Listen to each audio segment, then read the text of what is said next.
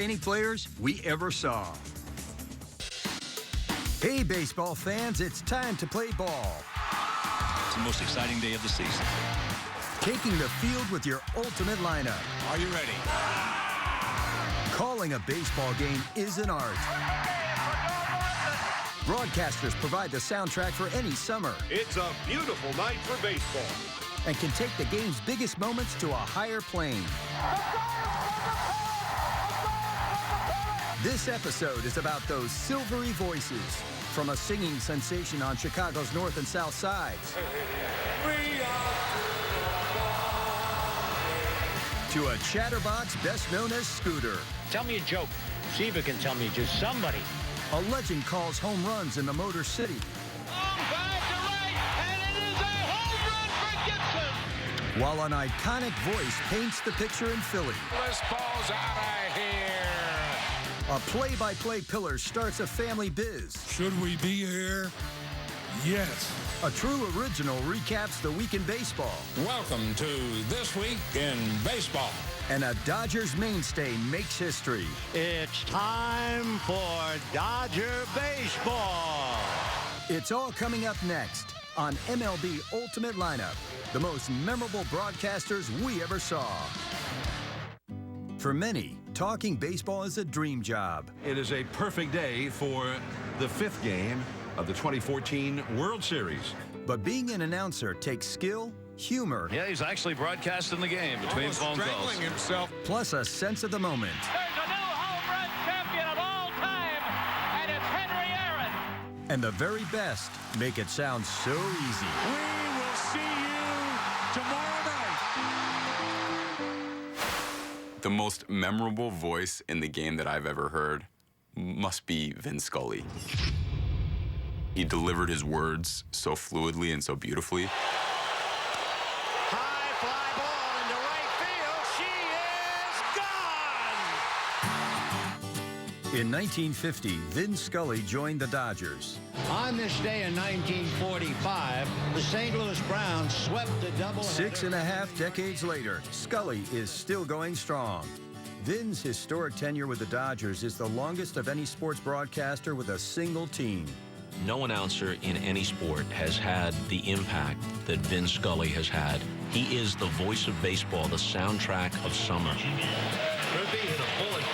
But it's every baseball game you've ever heard or seen or remembered. It's 2-2 to Harvey Keene. 2-2 to Harvey Keene. One strike away. Swung on and missed a perfect game. What Vinny does seems to be magical from a standpoint not only putting you on the field where you can smell the grass, you can feel the dirt under your feet. Yeah, we're all with you, Noli, huffing and puffing now. But he relays it in a manner that is user-friendly. Fernando Valenzuela has pitched a no-hitter. If you have a sombrero, throw it to the sky. He paints such a picture, I feel like I'm sitting right in the box seats. On the scoreboard in right field, it is 9:46 p.m. in the city of the Angels, Los Angeles, California. He's almost a transcendent force. He's done non-parallel 25 World Series. Behind the bag, it gets through Buckner. Here comes Knight, and the Mets win it. You think Lasorda has a lot of stories?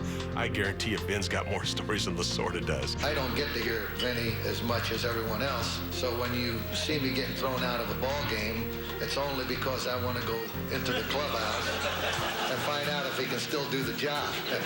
So today, how do you feel? 101. 101. I feel great, Vinny. Getting the job that I love at a young age and still be doing it now, there's only one feeling that you have, and that is overwhelming thanks that you've been given that opportunity. Good night, everybody.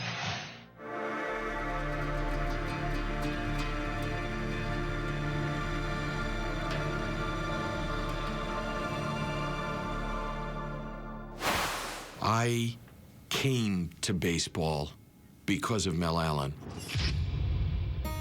My father said to me, you need to listen to this voice. Good afternoon, baseball fans. This is Mel Allen. It's fairly cool today. It's top coat weather.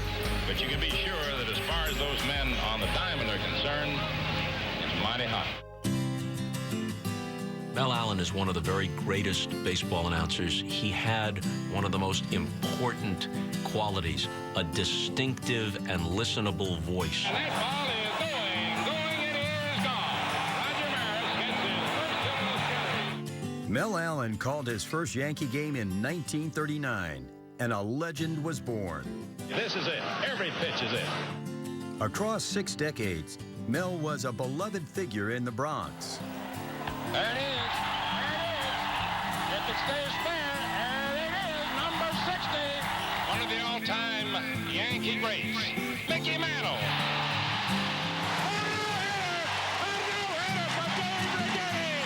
When you listen to Mel Allen on a broadcast, you enjoyed it, period. Mel's voice transcended the game. Many became familiar with his go-to catchphrases. How about that? How about that play? How about that? And Allen's popularity went beyond baseball. Variety magazine had a poll in the 1950s of the 25 most recognizable voices in the world. Eisenhower made the list. De Gaulle made the list. Churchill made the list. Mel Allen made the list. He was the ultimate broadcast celebrity. I got off of a plane one day, got into a cab, and all I did was say, the Sheridan, please. And his head went around on a swivel. And he drove off the road. That was Mel Allen. That was his effect. Mel reached a new generation of fans in the late 70s when he became the voice and face of a brand new baseball show. Hello there, everybody. This is Mel Allen. Welcome to This Week in Baseball. The fact that Major League Baseball decided to hire him to be their first host was a brilliant decision. Don't worry, be happy. Opening days all on This Week in Baseball. It became very quickly the highest rated syndicated series of sport in television history. So many people say, I grew up with you. And my answer is, I grew up with you too.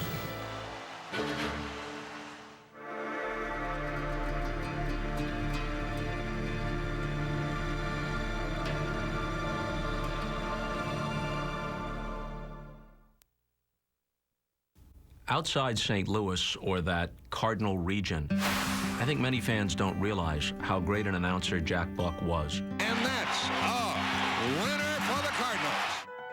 Jack Buck was the patron saint of Cardinals Nation. He did the Cardinals from 1954 through 2002. Here's the pitch, and it's a strike called. A no-hitter for Gibson. His voice, his tone was so comfortable. He could have been the guy sitting next to you, could have been a family member watching the game with you. He could connect to a baseball fan one-on-one in a way that I don't think any announcer could, and he could connect with you personally.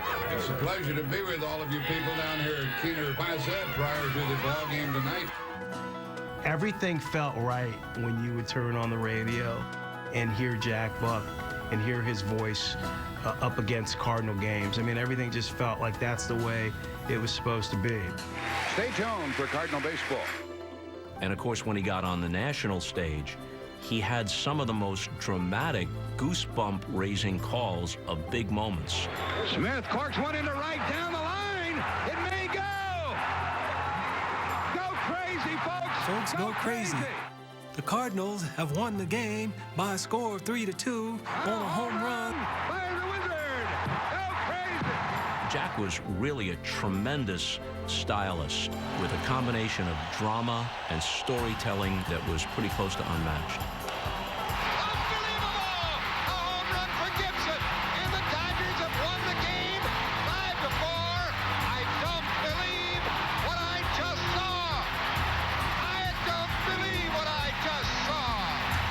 The beauty of those moments is that it's not some canned line.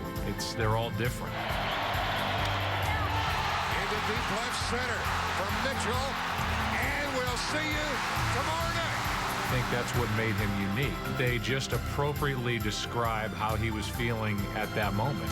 Fittingly, it was Jack Buck's voice that helped comfort Americans in the wake of the September 11th attacks. I don't know about you, but as for me, the question has already been answered. Should we be here? Yes. Just hearing how much he loved what he was doing is something that really resonates with me.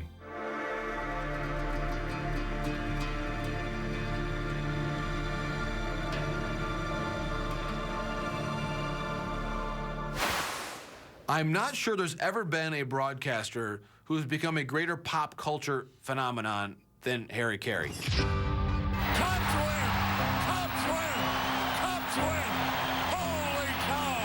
Cubs win! The storied career of Harry Carey spanned 53 years and 4 major league franchises. Harry Carey was with the Cardinals, was with the A's, was with the White Sox. I mean, everyone knows him for being with the Cubs. It's true. When Harry moved from the South Side to the friendly confines in 1982, his cult hero status only grew. Harry was one of those broadcasters that really, truly told it like it was. He was oftentimes very critical over the air, but he did it in a way that fans respected. And why didn't Zambrano take the play himself? The ball was hit sharply right to him. He was the ultimate fan's voice. Long drive, way back. It might be. It could be. It is. Holy cow! His impact, I think, is almost impossible to overstate. And in the 7th inning stretch, he resurrected, in essence, Take Me Out to the Ball Game and made it the game's anthem. A 1, a 2, a 3. 3 out. It was just a great moment in every game when he leaned out of the booth and did his thing.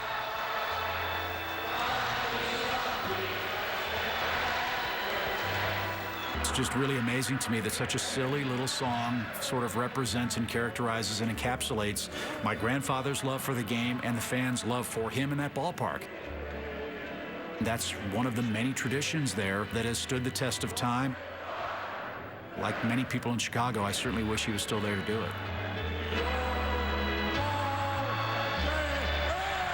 He is, without a doubt, the one guy that kind of transcended what we do in the booth and turned it into celebrity status. We still have people in this day and age impersonating Harry Carey. His amazing voice calling Cub games is just incredible. Holy cow! Hello, Johnny. How are you? Oh, God, can you believe John Santo in the Hall of Fame?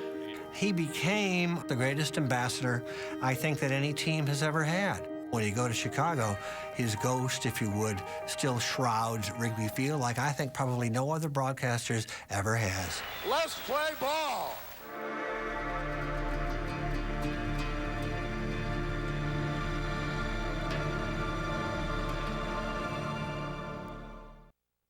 For me, the most memorable broadcaster was Harry Kalas, the late, great Phillies announcer. Well hit to deep center field. This ball's out of here. That voice was like something from the heavens. Bye, Max. I'm on a long drive. I'm out of here. It was one of the most distinct voices I've ever heard. Swing a long drive. There it is. Number 500 for Michael Jack Smith. I've always been taught a broadcaster kind of paints the picture. Swinging a drive to right field. John Stone, a long run, makes the running catch nicely. I think Harry does a great job of painting that picture and telling the story. Harry had an intriguing baseball style. There wasn't a lot of storytelling, but with that magnificent baritone, who cared? And Burrow, the battery's hitting at 272. He has good career numbers against Chile. Harry Kalas called Phillies games for 39 years. He's out at home plate. So it's no surprise that this fan favorite had a legion of imitators. Swinging a long drive. Watch that baby out of here. Home run, Mike Laberthal. Let me see. Let me try and dig deep. This ball is hit. Deep left. This ball is out of here. Number 58 For the big man. Harry the K was so much more than just the voice of summer in Philadelphia. He was a fan-friendly guy. He was always shaking hands. He was always available for the fan. He would lend his voice when people wanted voice recordings. Brad's out here to take your call right now. And he was recognized throughout the industry as one of the best announcers of all time. Harry is the kind of announcer, like an Allen, like a Harwell. Someone may succeed him. No one will replace him.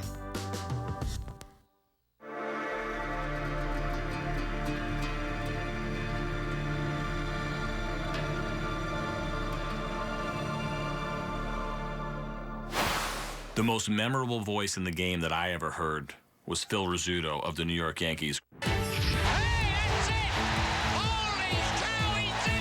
He was a lot of fun, and he didn't have to be perfect. Well, hi, everybody, and welcome to New York Yankee Baseball. I'm Bill White.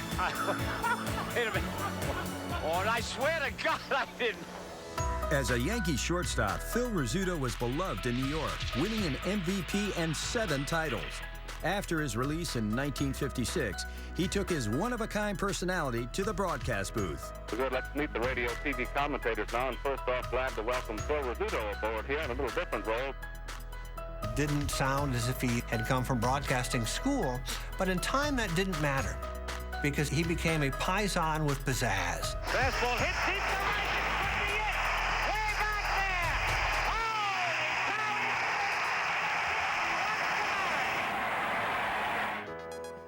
there. Phil Rizzuto was like a member of the family for those that watch Yankee games or listen to Yankee games. So he wasn't only broadcasting the game, he was infusing his personality. I'll be home in a while, Cor. And making you feel that you were his friend. High fly, and while it's in the air, happy birthday to Daphne Lapizan. She turned 18 today from George Washington University.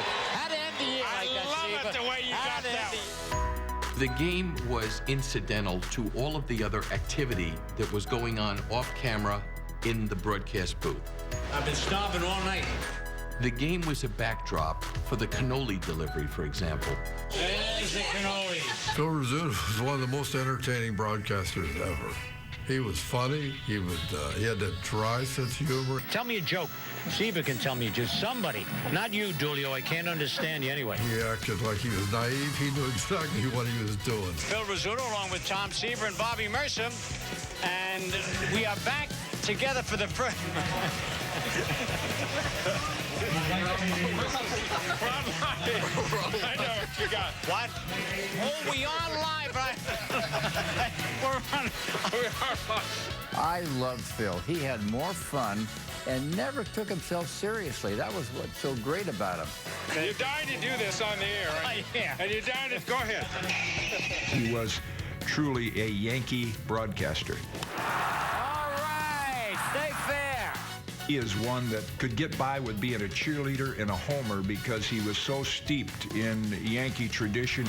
Got him. Whoop. Holy God. Who's umpiring up here? Classic Rizzuto. Absolutely the best. He had a genuine appreciation of being a lifelong Yankee and being in the radio booth until he was 80-plus years old. When you enjoy something so much, enjoy doing it. The time goes too fast.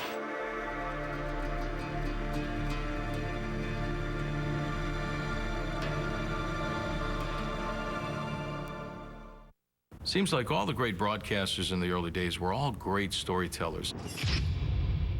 And Ernie Harwell was one of the best of all time. It's Tiger Stadium, the most famous corner in the Midwest, and we're glad to have you with us. When you think of the Detroit Tigers, you think of Ernie Harwell. He came right through that radio, telling those beautiful stories about the early days of the game of baseball. The Tigers had a manager named Huey Jennings who coached at third base. He used to yell out, "Yeehaw," all the time. It got to be a famous cry for him. Ernie Harwell used his Southern charm to become a Midwest icon. And it was hard not to fall in love with his voice. Ernie Harwell, one of the great gentlemen of the game ever, and really almost the fans' best friend. They're spending every night with them, listening to them on the radio or on television. There's a swing of the ground ball at wide of third, deep and short. There's the warning throw to first, not in time. You could sit and listen to him all day. Tony Clark beats it out, and that is the first inning. It doesn't get too much better than Mr. Harwell. I got to know him a lot more and liked him a lot. If you didn't like Ernie Harwell, there's something wrong with you. He said, well, you know, we grew up without radio and television. And we grew up on the front porch. And that anecdotal ambiance, he said, was perfect for the game. He's got red hair and a red beard and a great big smile. He would save a double play. 2 for the price of 1 and the Tigers win it. And, of course, he would save a batter who took a called third strike. He stood there like a house on the side of the road. Strike called. He stood there like the house by the side of the road.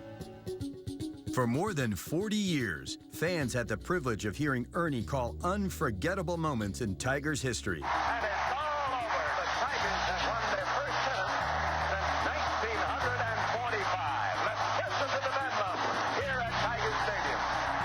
He swings as a long drive to right, and it is a home run for Gibson. In Detroit, everybody's still in awe of Ernie Harwell. Has there been a better announcer?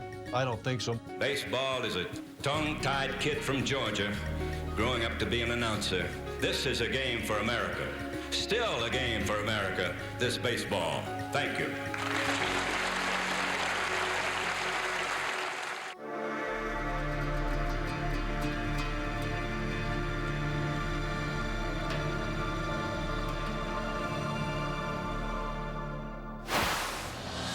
That's a wrap for the most memorable broadcasters we ever saw. What a sweet, beautiful moment. Good night, everybody. Tune in for another episode of MLB Ultimate Lineup.